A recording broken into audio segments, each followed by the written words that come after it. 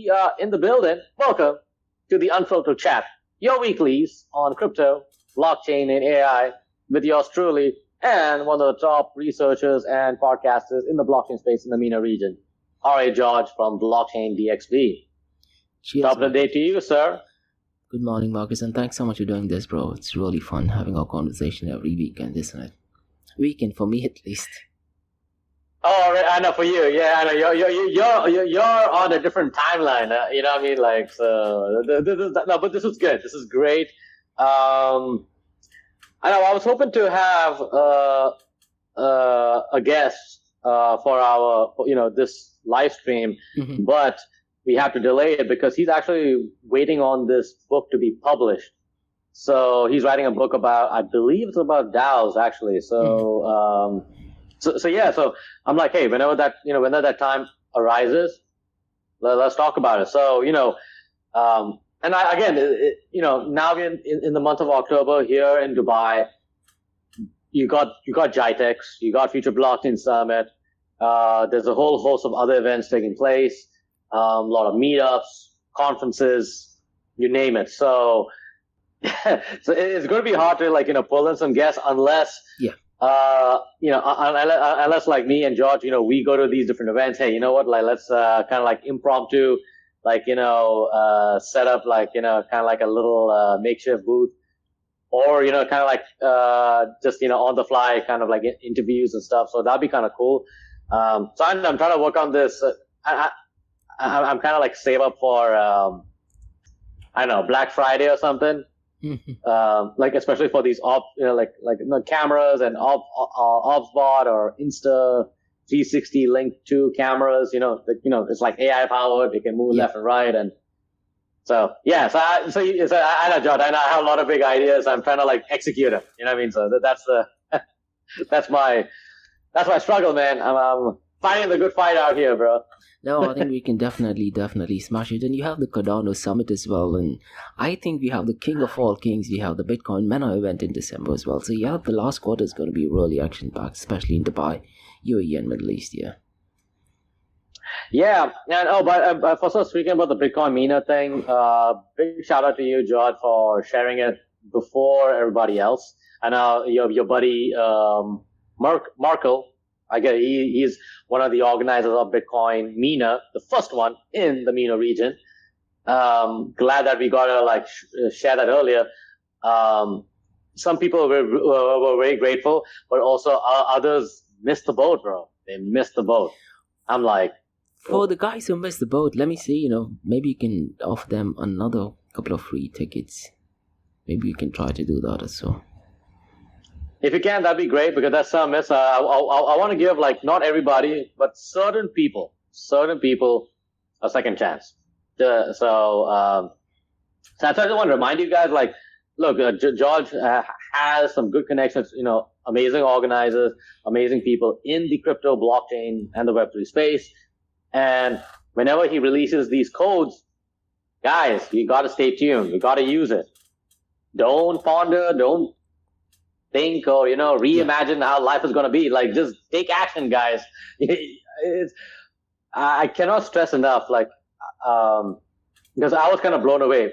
There are good people who did sign up for it, but then a couple of days later they're like, hey, it's not working and stuff. Is it over?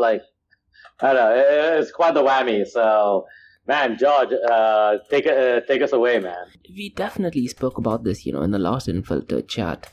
The reason why there was a pump initially is only because of the FOMC meeting. Whether we like it or not, these macro level factors do directly impact the price of Bitcoin and cryptocurrency. And what did actually happen is that Fed Chair Jerome Powell reduced the interest rate by 50 basis points. And we did actually state that for the next 2 weeks, they will see a pump in the price, and after that the prices will be dropping off. But the good news is the CPI numbers will be out on the 10th of October.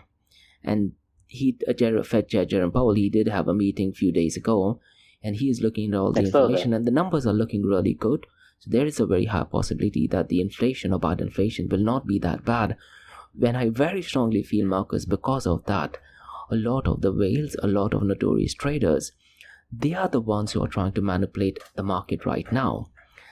Now, what I would suggest our listeners to do is, and this is definitely not financial advice, keep a track on what is going on regarding the volume of stablecoins. And one metric which I'm liking is that the volume of stablecoins has pumped up a lot. Yesterday, after a very long time, the volume of stablecoin crossed the $100 billion mark. And look, it's pretty simple, isn't it? If the volume of stablecoin increases, it just means that people are not converting a lot of the tokens or cryptocurrencies onto fiat currencies. Rather, they're just parking it into stablecoins. And based on the data, there's a very high possibility after the CPI numbers are out, the prices of Bitcoin and the global cryptocurrency market will be pumping up. So the key date to look at is the 10th of October, 8:30 a.m. Gulf Standard Time. Now that is unfortunately on a Thursday, yeah. So, keep a track on the volume of what is going on, particularly regarding stable coins. But just to backtrack that, Marcus, we talked about the economic data. We had an emergency session on Tuesdays. We talked about the Kamala crash, and there's US elections coming up as well. So unfortunately, the numbers are not looking good. But what is a bit surprising, Marcus, is that Fed Chair Jerome Powell did actually state that the US recessions are completely gone. So no matter what people are saying, US will not be heading towards a recession, at least not till 2026. 2025 also seems fine, and he seems to be quite content with what the labor market conditions are. And what our listeners can do is, if you go to bls.gov, there are loads of information regarding labor market conditions as well. So, I hate saying this right now, the US economy is kind of like the worst among the best. So I do anticipate, the prices so far as Bitcoin and cryptocurrencies are concerned will be pumping up. I love that you mentioned about the U.S. economy is best among the worst. Yep.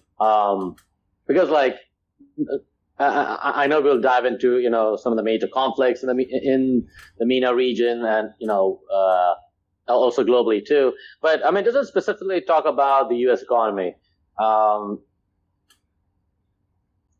I know, when it comes to the labor statistics and how they, calculate inflation and stuff. You know me. It's because there are some things they don't add and stuff. Yeah. Say the cost of steak and cost of food or certain kinds of foods which you and me we eat, right? Okay, unless you're like a pure vegan or something like that, yeah, those numbers work well for you, but. The reason why I'm focusing on these, how they calculate it is because already, recently, there have been some people who were checking the cost of living back in the 80s, and then you take the cost of living right now. Yeah.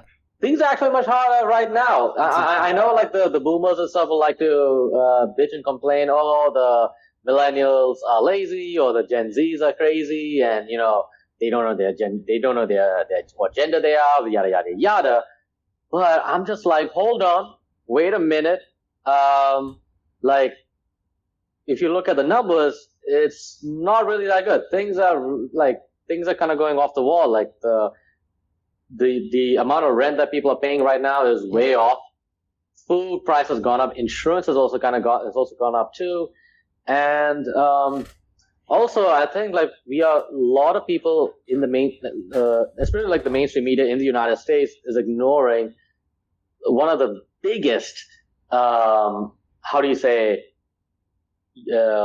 labor strikes in recent history with the longshoremen strike. Now, I know a lot of people made a big deal about, the writers union in Hollywood. They're all calling strike and all that stuff. But you're talking about shipping ports. You're talking about how the United States economy is getting all their food, all their resources through these major ports from Texas to the East Coast. That's huge. And each day, they're losing $5 billion. That's crazy. $5 billion a day. So, and we're not talking about this. This is, if the U.S. economy is the best among the worst with this situation, Okay, man, George, I just do not know how to comprehend. Yeah. And no one seems to bother. No one seems to care. But what we are seeing in the crypto space, all this volatility, all this open interest rates, all these longs, they're going to get liquidated pretty soon. It's sort of like this canary in the mines, right? So, anyways, I just want to state that because I want people to listen seriously. The only thing I wanted to add is, you mentioned that the Bureau of Labor Statistics, they calculate and they manipulate as well. Because, we talked about how the numbers were artificially manipulated and only because of a whistleblower we found out. But it's going to be really interesting to see, what happens to the price of Bitcoin, especially after the US elections. But what I'm really liking regarding stablecoins, Markose, is the volume of Circle USDC has been picking up, and it has been picking up pace for almost 2 years. Because it did actually cross the $10 billion mark, and probably for the first time in 2024. And if you actually look at it from a percentage point of view, at least since the last 3 days, the volume of Circle USDC has been pumping up slightly higher than it was in the history. And I often say this, in the next 3 to 5 years, Markose, I wouldn't be surprised if the volume of Circle USDC is almost 50% or maybe even 70% of that of Tether USDT. Because they're extremely compliant. They have made quite a lot of partnership as well. And we often talk about the war on stable coins. So it's going to be really interesting to see if there is a stablecoin from UAE, if that aggressively competes with, top giants, let's say like Circle USDC or Tether USDT. But the next thing I wanted to talk about is, Markose, not a favorite topic. That is regarding Monero and Tornado Cash. But let's talk about Monero first. The king of privacy, and unfortunately, Kraken has decided to delist them, and this is in the European region. And because of that, the prices of XRM or Monero has marginally dumped down as well. Now, what I worry is, because Kraken has done that, I'm pretty much sure a lot of the exchanges in Europe, and not only in Europe, in other countries will follow a similar pursuit as well. So this is an attack that, centralized entity or governments can do regarding privacy as well, isn't it? Mm-hmm. Yeah, I guess from because I'm familiar. Obviously, I'm a big supporter of Monero. Definitely familiar with it, but I think for majority of the Monero community, they're actually celebrating it because for them, it's a testament that Monero is decentralized. Yeah. You could do all these delistings and stuff. I mean, like it has fair distribution, and the way it started it has the same immaculate conception like Bitcoin. Bitcoin has Satoshi Nakamoto. Monero has Nicholas von Saberhagen. Yep. You don't know who they are, but hey, thank you guys for your service, or thank you, or they or whoever. But but one of the best crypto exchanges, in my opinion, is Kraken. Jesse Powell, he has been a big supporter of Monero. They have a great compliance team, but also same too. Again, this is Europe. This is Fortress Europe. I'm not surprised. So, there are other small exchanges. There are DEXs out there that offer Monero, and but I guess, look, I think in due time too, like with all these so-called regulations, I see these posts like, this regime or this group, they come up with groundbreaking regulations and stuff. Yeah. To me, it's like a bunch. To me, it's like a bunch of nonsense. There's nothing like groundbreaking about it. All it just showed me that these guys do not understand the tech. They do not understand the importance of financial privacy, and also they do not understand like some of these regulations would actually push people to the darknet. Yep. Because they're ignoring the ground realities in their respective economies. It just shows that they do not understand the people. There are economic problems. There are social problems, and you need these tech to resolve these issues.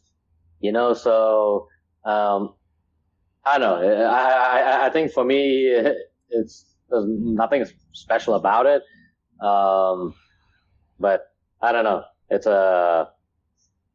yeah. So I guess, but when it comes to Europe, I'm not surprised. I mean, these guys have way more bigger problems to deal with, especially with immigrant crisis, the social fabric in some of these countries, especially in the Western countries, is tearing apart. Eastern Europe is starting to sound pretty good. True. You know, true, so, so like, but I know like the tax situation, like say for example, like Slovakia, I met a really great guy. I think it's Timothy, but I know the spelling is different, so I apologize if you're watching this. He's actually in the AI space, particularly with genetics, like medical annotation and using AI. Mm-hmm. I thought that was really cool. So we had quite a good discussion. I wouldn't say like a debate, but it was a great discussion. So, but Slovakia, it's like more than 30% tax on crypto. 30%. Yeah. I know, right? Same thing. I mean, in India, they did the same bullshit. Yeah, I like what? And I get annoyed. Like people are saying that, like, oh, you know, that means like the government recognizes it. No, the government recognizes as something they could, you know, like cash cow or rape it or something, you know. But they're not using these technologies to alleviate some of the problems that the government itself have created. It, you know. So it's again this Hegelian dialectic, but that's some I know. But but to go back to Monero and stuff. Again, I think it is a hard battle, especially with Europe. And, you know, like Kraken has been a great exchange. Yep. Like, great principles. And it also shows that, like, Europe it has not been a great place for innovation. And they've never been a great place for entrepreneurs. All they do is regulate. And you just happen to have a shit show. And some of their bad ideas is starting to come to this side of the world, which I am totally against. So I'm going to complain about it another time. And it's all about the MiCA regulations, isn't it? And for our listeners, you know, in case if you do need clarity regarding MiCA regulations, there's a guy called Andrew Whitworth who used to be the former policy director of Ripple. He just posted something via LinkedIn. If you need clarification, you can just send him a DM. And he has put out a couple of documents explaining the MiCA regulations, what it means for businesses. Now, the only thing I can say what governments can do in order to support Bitcoin and the adoption of cryptocurrencies is simple. Don't do anything. Let the growth be completely organic. And if you do want to have regulations, you know, maybe have regulations only for centralized entities. And in this case, you know, Kraken unfortunately is a centralized entity. But let's talk about another privacy thing, Markose. That is regarding Tornado Cash. And this has been going on for almost 2 months now. And there's a really and scary update, unfortunately. And what has happened is that the Defend Motion, they did actually try to, you know, dismiss a couple of the charges, but the judge has actually completely rejected the charges. Now, I want to read out something verbatim, Markose, and I'm not sure what the consequences of this means for people, especially who are trying to build things on privacy.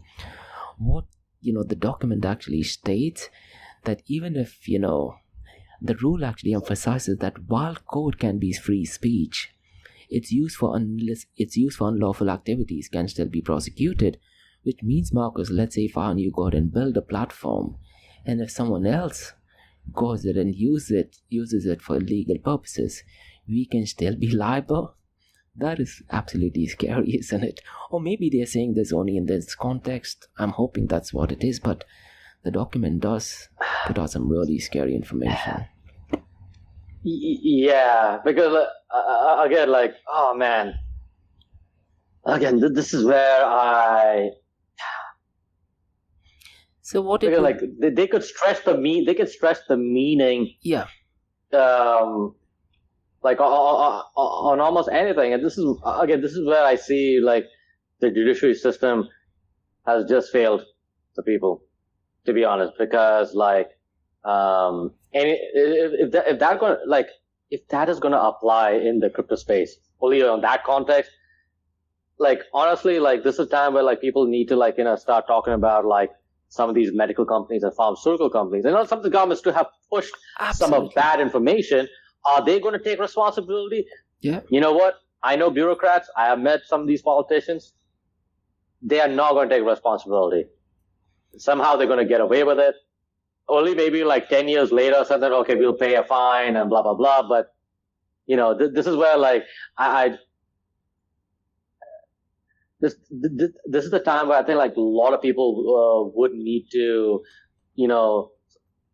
start questioning these narratives and start, voicing out these concerns like, wait, hold on, wait a minute, this is not right. Because like, because this kind of stuff could be taken out of context on a lot of people, not only just in the crypto space. It could also happen in natural foods, natural supplements. So the things that are necessity for our life, our being, for our longevity. Like, wait, what? Like, this is kind of disturbing. Yeah, and from a political point of view and health and perspective, I think Robert F. Kennedy Jr., he definitely wants to make healthcare great again, isn't it? So I'd really recommend listeners to listen to his episode. He's talking more about it from a healthcare point of view. And he was definitely a massive detractor of the vaccination program as well. Now, regarding privacy, Markose, I just want to reiterate what the document actually states, is that if we are creating tools or codes regarding privacy or enable privacy, especially in cryptocurrency transactions, it could still lead to prosecution and legal accountability. Now, sometimes I think, is it that they're just putting this out there so that it could deter people from, not making illicit activities? That's a possibility as well, isn't it? I guess so. Yeah, I guess in the different regimes, different cultures, it's one way. But, true. George, you have been in this space for a long time. And you also are familiar with, guys like Amir Taki. Yep. Right? The guy who started the BIP, right? The Bitcoin Improvement Protocol. So, then he's not the only one. There are many guys like him all over the world, right? They, for example, I know Amir Taki. Now he's building, with his project DocFi, right? Let there be Doc. Yep. Basically, he's creating kind of like a really secure, anonymous chat. And it looks like something from the Matrix or something, but again, it's going to push people into other areas, so and also like I would also add that, okay, the more centralized exchanges they delist, it actually increases the privacy of Monero. Yeah, you're right, absolutely correct. So this is why, like, I know, like, about my buddy Ruben Yap from Fear of Protocol, like he was a former barrister. He's like, I think these guys are just shooting themselves in the foot. Like, yep. it's just funny. And again, I think like they're taking some bad advice from these dumb consultants. Mm-hmm. So this is where I'm laughing, but I'm also frustrated. Like, why are these regulators, why are these government agencies paying these ridiculous amounts of money to goofy ass consultants? Yeah. I'm sorry. You know what? Like, honestly, like, here's an opportunity for government agencies and entities. You know what? Like, you could actually reach out to some of these privacy protocols and stuff, exactly. And have these conversations. Yeah, it's going to be tough, but you know what?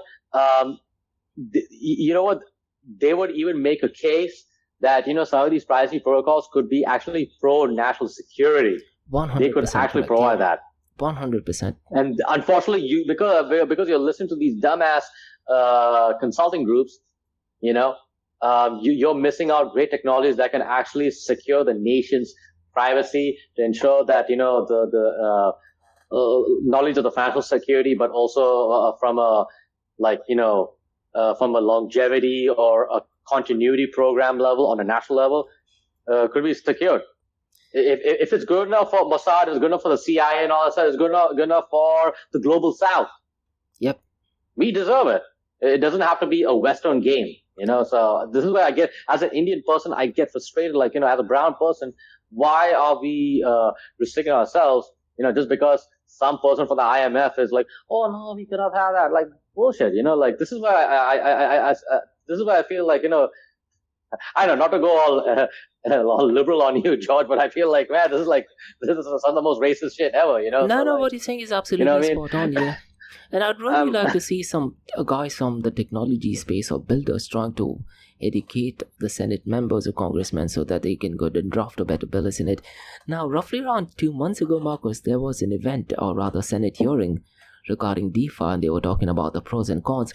Now, I hate to say this, but one of the Democrats who absolutely does not like cryptocurrencies and anything, he has actually worked in a zero knowledge proof protocol, and during the Senate hearing he was actually speaking to the guys and he was saying, I'm more than happy to explain to you what zero knowledge proof is, what the calculation is. That was an aha moment, but unfortunately not in the side of privacy, blockchain and cryptocurrency, because he's a massive detractor of DeFi. And he's a guy who's worked, and I looked at his profile, he's worked in, he was working as a cypherpunk for more than a couple of decades. Wait, who is it? So I missed the name. I can send you the name offline. And this was what listeners can do is, if you can look at the DeFi hearing with the Senate members.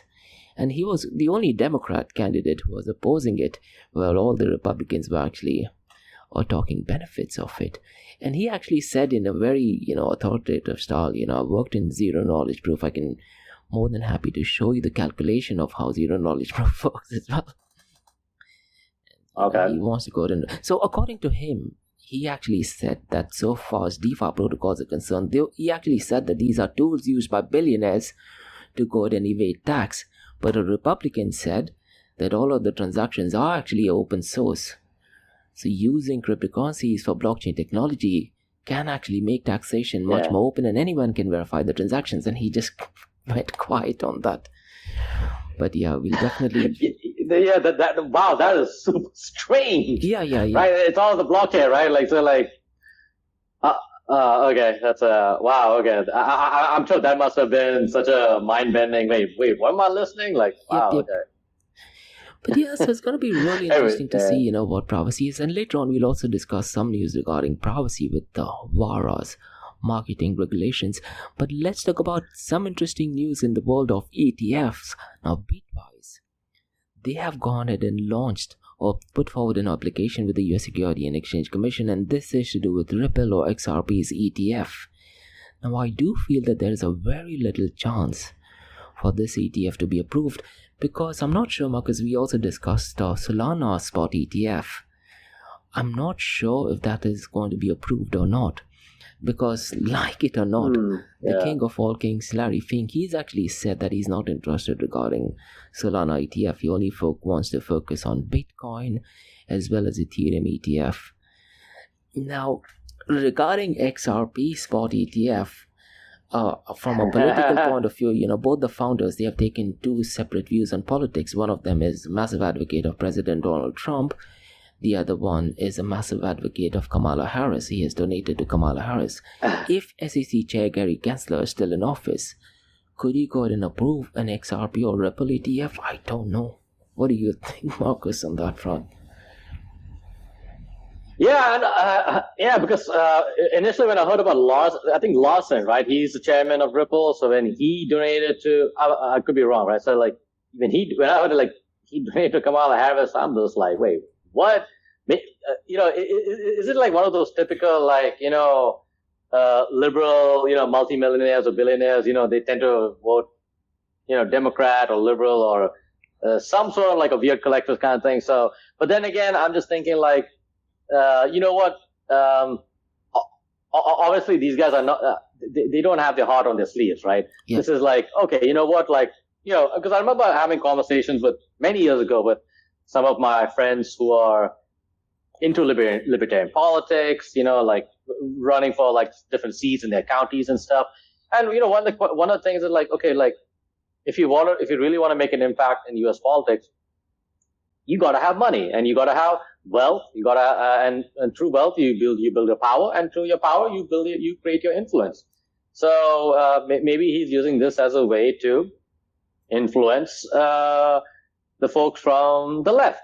Yeah. Similarly, many libertarians too, even though they are classically liberal, sort of like myself in some sense, have been talking to folks on the right because they have been more welcoming to us in that regard as compared to those on the left.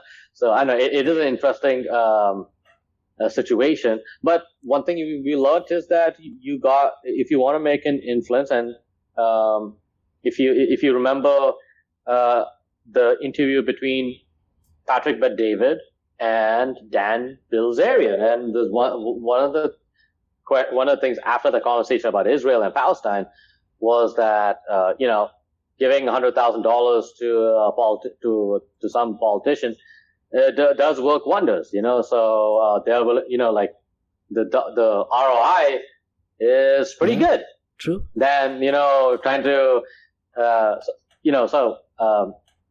so I guess in some sense it is quite interesting to see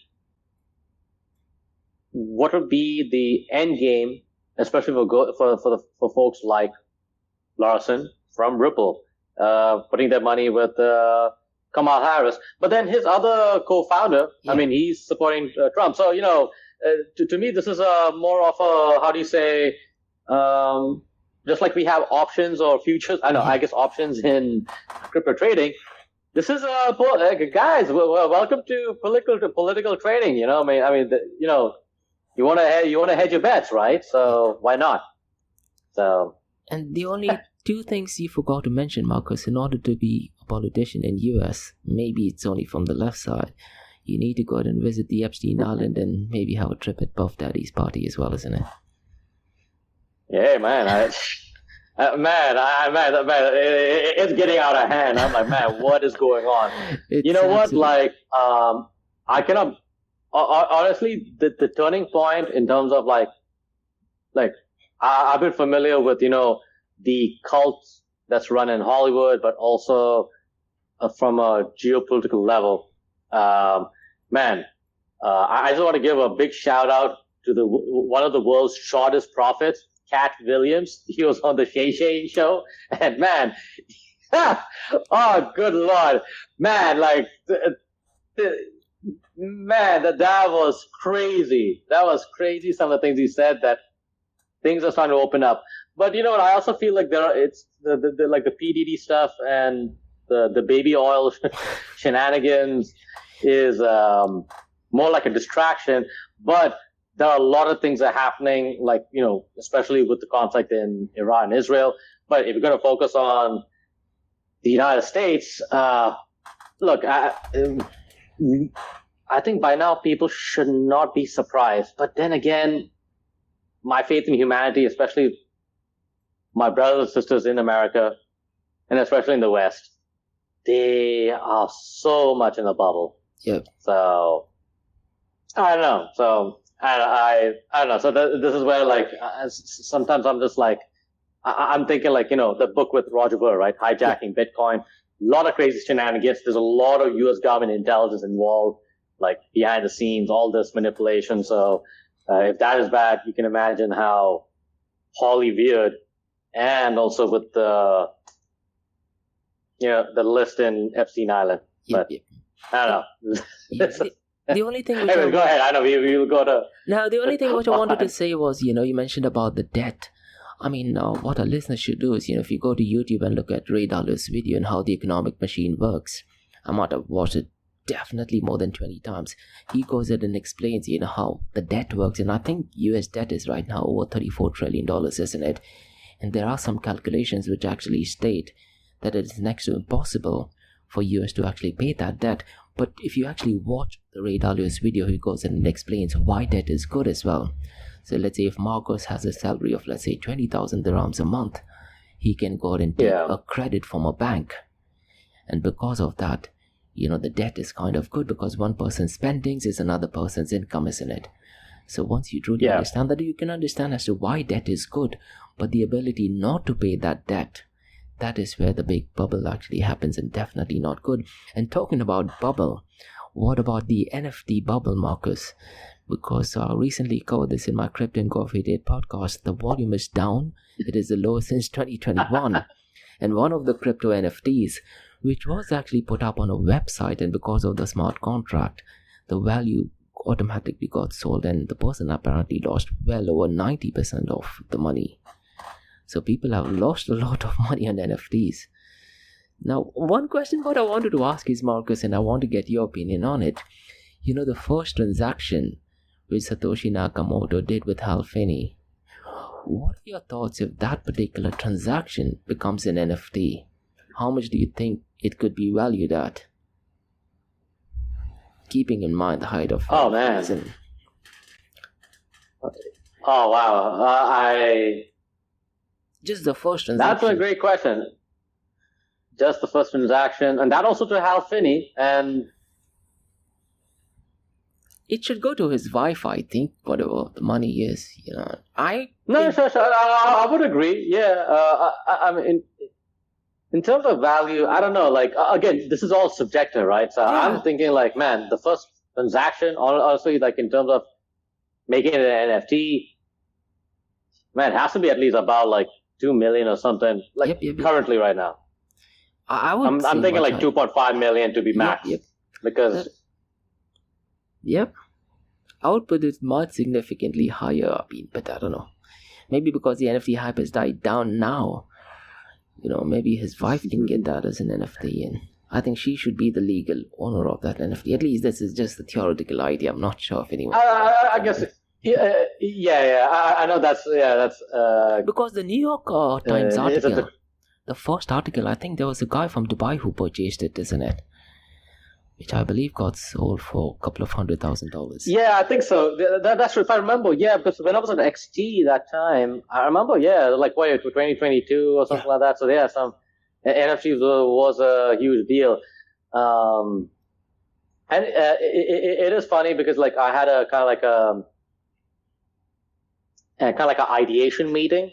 So with my team, and do we want to use the word NFT? And definitely, like I think for most of us, we don't want to. Mm-hmm.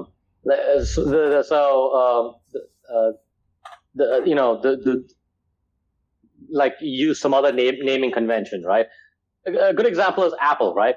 We got the Apple Vision Pro. Yeah. I mean, to me, it's like a headset for like a metaverse kind of deal, right? But they didn't use metaverse. They didn't use any of those, crypto language. True. But Apple Vision Pro is actually not.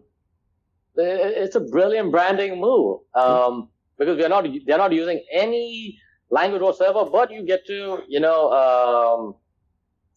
try it out, use virtual VR, use augmented reality all in one, have a unique experience without even using that Web3 crypto terminologies.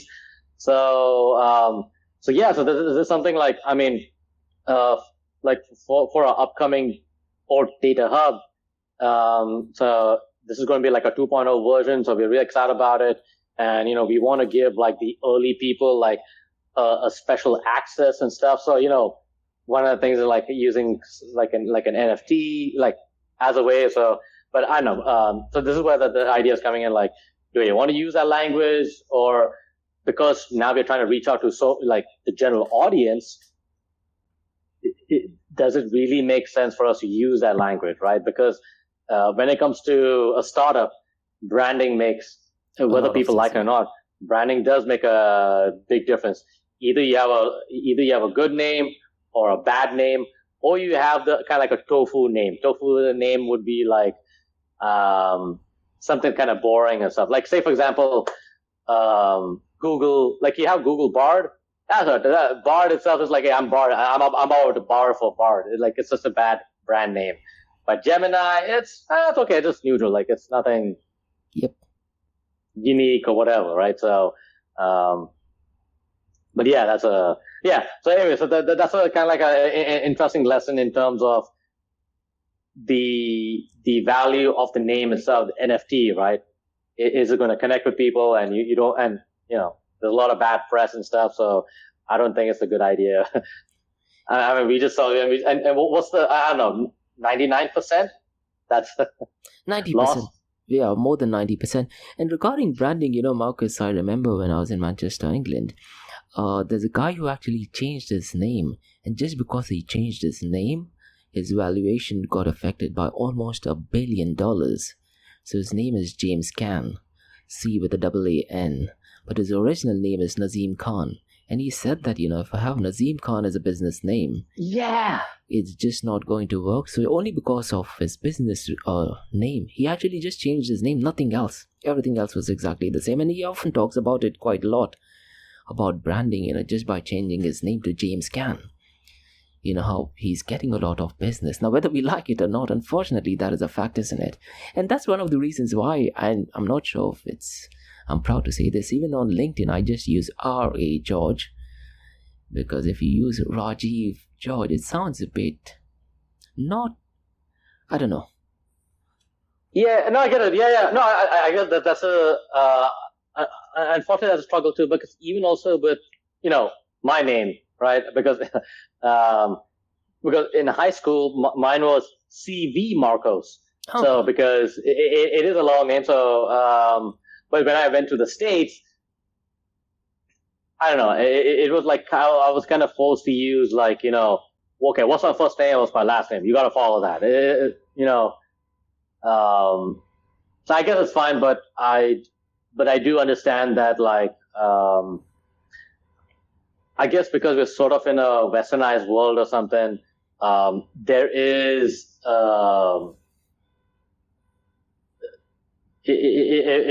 there is a need to have kind of like an easy to remember, easy to relate, I don't know about relate, but easy to remember, something memorable, Bill Gates, easy to remember. Jeff Bezos is also kind of interesting, so what other names are there? I don't know.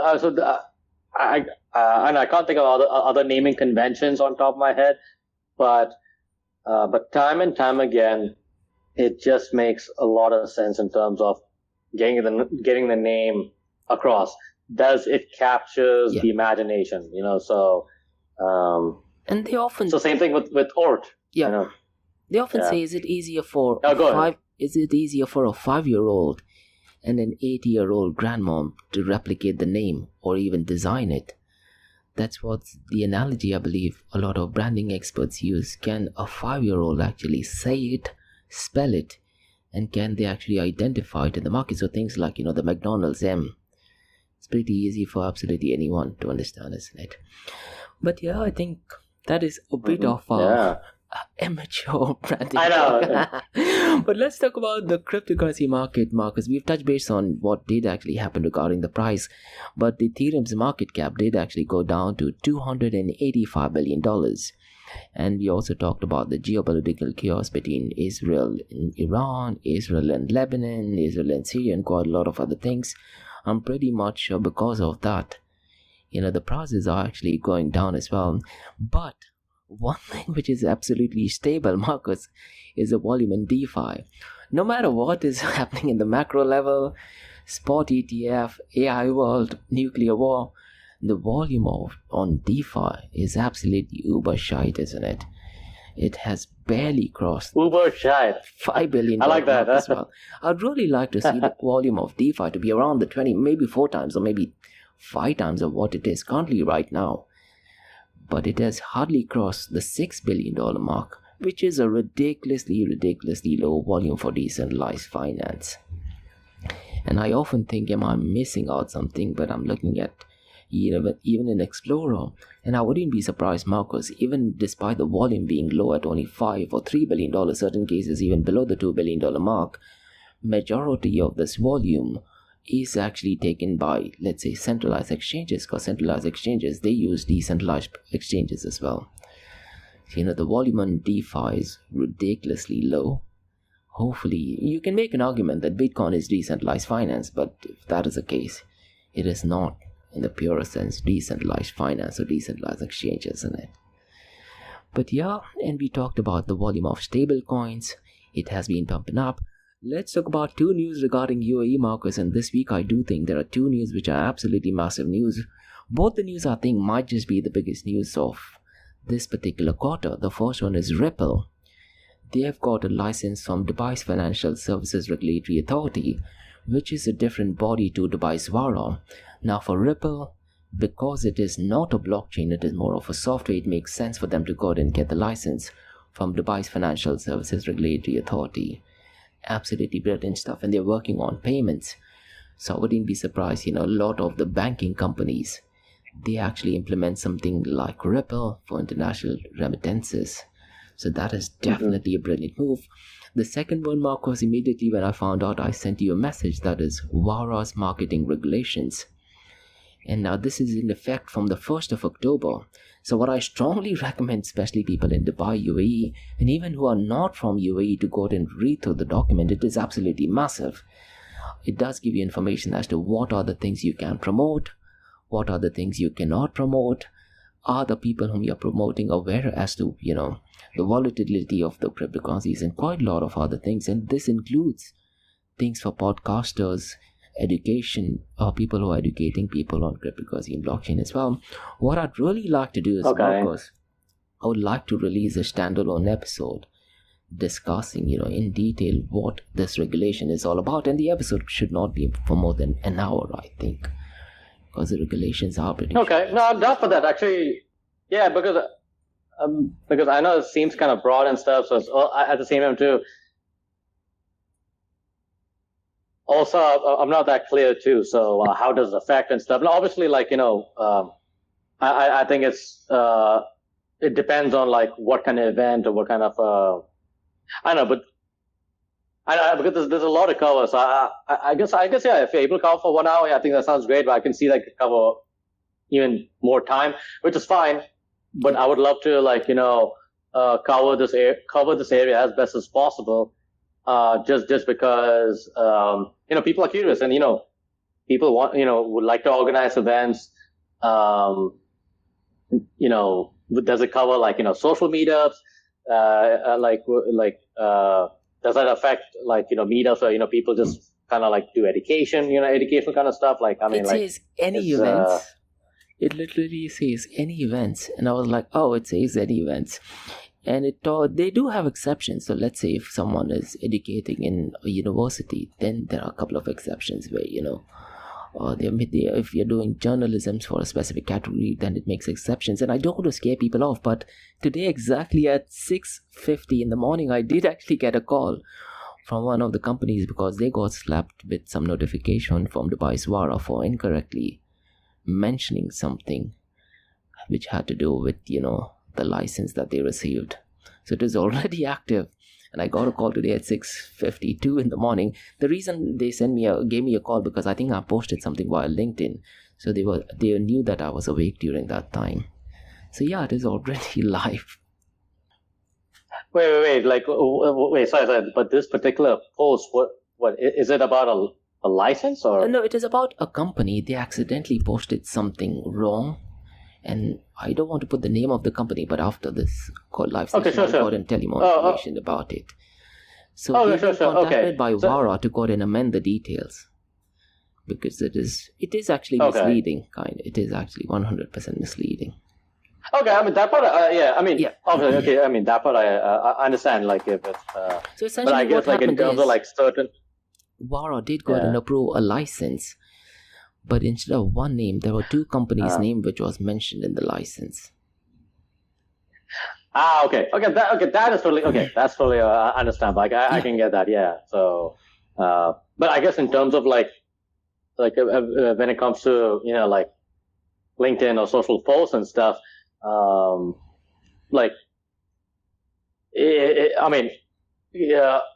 I guess I'm kind of curious because, many of us in the crypto space, in the Web3 space, have different opinions, because it's all about battle of ideas and stuff. So, and obviously, it should, we're not trying to, outrightly try to sell you the product or something like that. It's just information and stuff. So that part I can, I don't think it makes sense for them to regulate and stuff. Our Unfiltered Chat is absolutely safe and fine because we don't make any investment advices and we don't tell people to go and buy Ethereum because tomorrow is going to be $4,000. Oh, then that's fine. Okay. Ours is perfectly fine. Yeah, but then but then that's fine. If you're just trying to say for example, if you're talking about your company and stuff and this is what we're trying to do, but not trying to outrightly sell it. I mean, it's just info. So. Or if you're trying to have a meetup to get investors, investing in that particular. That is right. But that's okay. I was okay, that's not something new or groundbreaking. Exactly, that's been there before. Okay. Because I'm seeing people breaking their heads about this stuff. I'm like, wait a minute, okay. I'm like, because it's going to be next to impossible to cover all the different LinkedIn posts and stuff, and people have meetups, because that happens in almost every industry. Like, how do you? I mean, if you outrightly kind of sell or whatever, then that's okay. That's, I get it. That's easy ground. But if you're just trying to inform, hey, this as a company what we're doing and stuff. There's a problem you're trying to solve in the marketplace. Then that makes sense. I'm like, okay, yeah. I was like, it's pretty because you don't have a license. Oh, okay. No, because I see a lot of people breaking their heads about this. I'm like, so I'm a little bit confused. But thanks, George, for kind of I know, but definitely we want to cover this more. So this is okay. Then now, okay, this is a good. Okay, George, we have to cover this because, man, a lot of people are breaking their heads about it. And what we can do is, Markose, I can send an email to Vara's team, whatever content we want to discuss, just to be on the safe side. We can get it approved for them first as well, and maybe ask someone from Vara's team to join in. I can try to. Oh, perfect. Can we do? Oh, that'd be dude. Perfect. Because at the end of the day, it's people who are going to benefit, isn't it? Yeah. It's yeah. No, I love it. It's great for Vara. I think Vara should idealistically love it because we're just trying to educate the people, isn't it? Yeah, I think this is also where because for me it doesn't. I don't see any value seeing Vara do these press releases to some of these whatever media companies over here. It is useless to me. Yeah, it's a waste of time. It doesn't really make an impact whatsoever. I think hey, look, if some of them could come down to our show. Look, we don't have a studio. It can be online. Let's talk it out. And also, look, if there's some questions. I may not have I don't know how to frame a question. They could create their own questions and stuff. Let's do kind of a FAQ. Yeah. On the LinkedIn live stream, So this is something quite valuable because I think that would be more impactful from Vara than this press release. I don't know. So. Yep. I don't know why we do the marketing for them, man. They dude, No, I think as long as anyways, because I get a lot of calls, Markose, where people have lost a lot of money, and immediately I know the moment they say that, hey, someone sent me a message from Binance's peer-to-peer platform, and I'm anticipating, they might have lost, let's say, 100 or 200 dirhams, but surprisingly, somehow the amount is well crossing the 200,000 dirham mark as well, and they do fall for scams. And I've got at least more than 50 inquiries regarding that. And they ask me, how can I help? And unfortunately, we can't help them, isn't it? They also get customer service support from a number which is from UK +44. And what they claim, and this is a classic scam, they claim that they have got a license with a registered body in UK. Now, I lived in UK. It costs exactly £16 to go ahead and get an official license. Without your mobile number, no verification, absolutely nothing. So what some of them they do is they get a license, put that on their WhatsApp chat. Then you don't require ID to go ahead and get, a SIM card. So they use that to go ahead and convince people to go ahead and invest in a protocol that does not exist most of the times. And people I've got so many cases where they've lost 200,000 dirham just by speaking to someone on peer-to-peer platform in Binance. See, but that's oh man, okay, this is where I hate to say this, but gosh, a lot of people are so naive and foolish. Yeah. That's crazy. You losing 200 dirhams or something like that. Okay, you know what? It's a small dumb mistake, but 200,000. I mean, you guys should be doing all kinds of DD due diligence. I mean, that's. Okay, this is where I don't know, man. I don't know. I don't know where to begin. So I think I'll just keep quiet because I don't think I have nice things to say because it's always a time and time again they make these kinds of mistakes, and then like our industry gets takes a lot of shit. Like it's and this not only happen in crypto space, this also happens like in the traditional financial space too, like stocks and commodities and all that stuff. Like what? Like hold on, and we get the bad media shit bag. Like I don't know. This is I don't know. I just feel this is kind of unfair And in some aspects. I'm hoping you've received the classic scam calls where someone is asking you that I have a BTC seller who wants to go ahead and send X number of BTC to Dubai, but can you pay the charges in the meantime? Yeah, I might have got at least 100 calls of that so far. But yeah, definitely. So keeping that thing in mind, I'm pretty much sure the war regulations are great. But I think we are pretty much done, Markose, with today's episode. Do you have any update for Society X, any upcoming events or any podcast or with the Wood Foundation? No, with what do you say?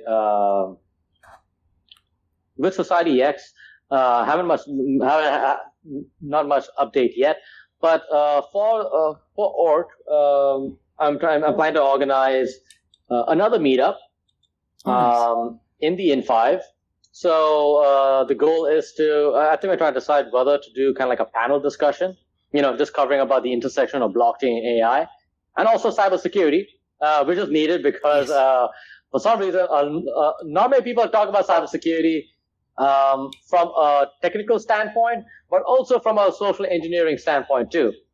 This is where I think this is where we have these I don't know about, not going to talk about the regulations in this region, but other parts of the world, like say Europe, there are all these crazy regulations, which kind of, the reason they come up is because there's a lot of stupid people who make these terrible decisions. I'm just like, gosh, and we bear the shoulder responsibility. Like it's, I know it's crazy. So I think having this, unfiltered chat really helps me to kind of visualize, hey, what needs to be done, what we need to cover.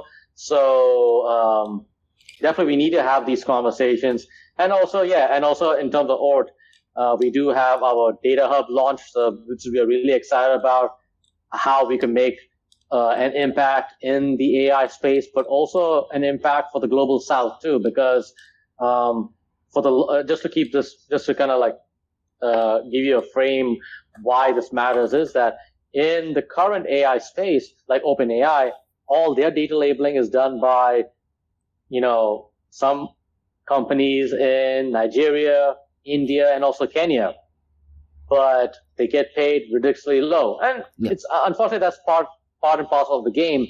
But what if there's a way for giving people who participate in developing these data sets, developing these AI models, and they get listed on, for example, with ORT, we are the first American and Web3 company to be listed on the Shenzhen Data Exchange.